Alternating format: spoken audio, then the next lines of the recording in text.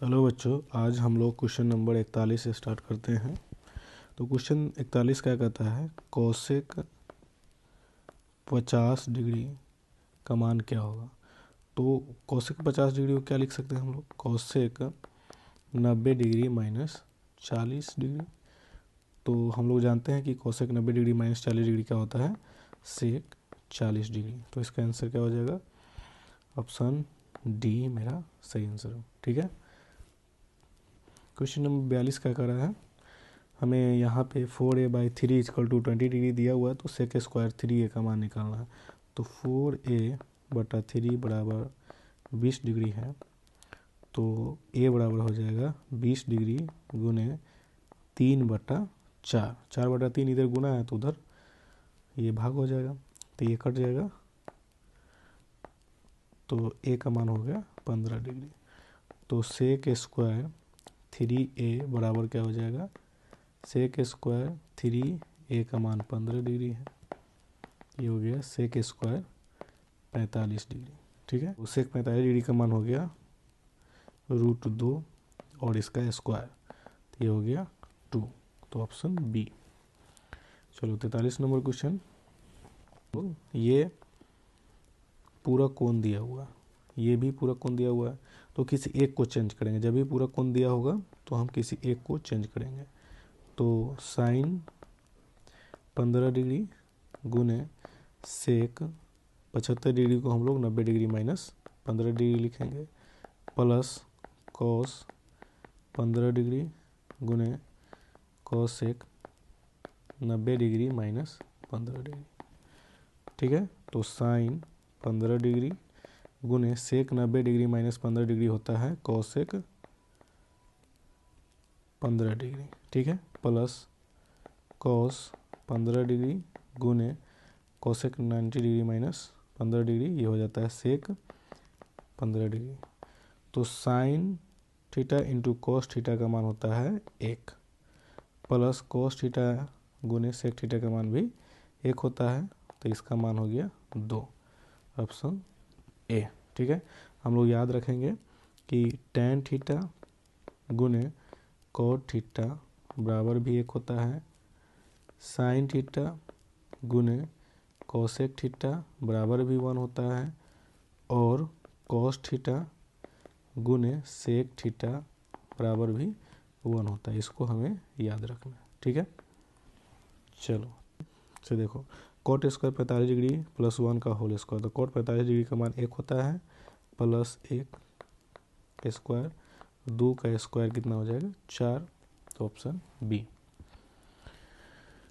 दिया हुआ है √2 कॉस 2 थीटा माइनस 1 बराबर 0, तो ये हो जाएगा √2 गुने कॉस थीटा बराबर 1, तो कॉस थीटा बराबर हो गया 1/√2।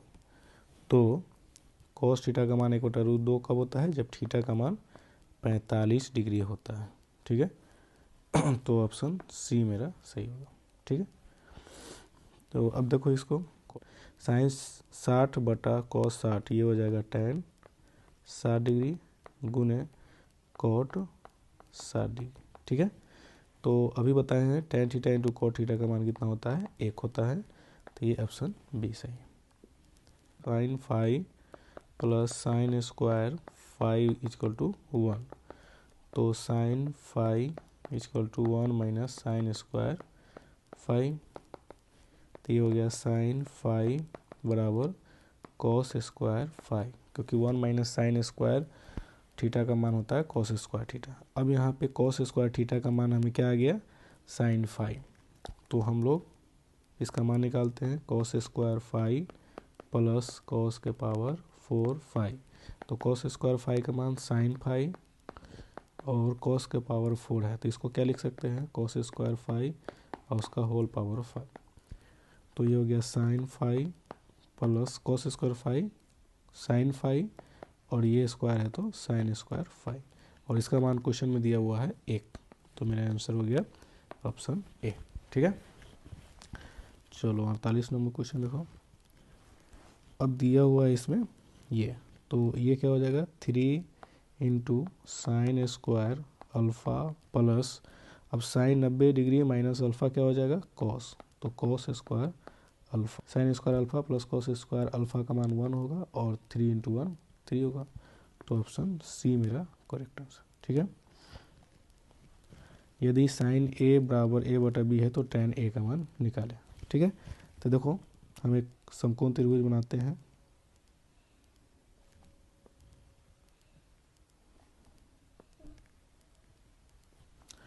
जिसमें इसको ए मानते हैं, इसको बी और ये सी, बी पे 90 डिग्री बनता है। तो साइन ए बराबर ए बटा बी है, तो ये हो जाएगा लंब बटा साइन ए बराबर ए बटा बी, और साइन किसका अनुपात होता है, लंब और कर्ण का। ठीक है, तो मान लेते हैं लंब का मान क्या है, ए है। ठीक है, ये कोण ए है और कर्ण बी हो गया। ठीक है, कोण के सामने वाली भुजा को हम लोग लंब कहते हैं। ठीक है, और 90 डिग्री के सामने वाली भुजा को हम लोग कर्ण कहते हैं, और ये हो गया मेरा आधार। ठीक है, तो हमें tan का मान निकालना है, tan ए का मान निकालना है। तो tan ए बराबर क्या होता है, लंब बटा आधार, तो हमें यहाँ पे आधार निकालना है। तो ए बी बराबर हो जाएगा आधार बराबर रूट अंडर कर्ण का स्क्वायर मतलब बी का स्क्वायर माइनस लंब का स्क्वायर मतलब ए स्क्वायर।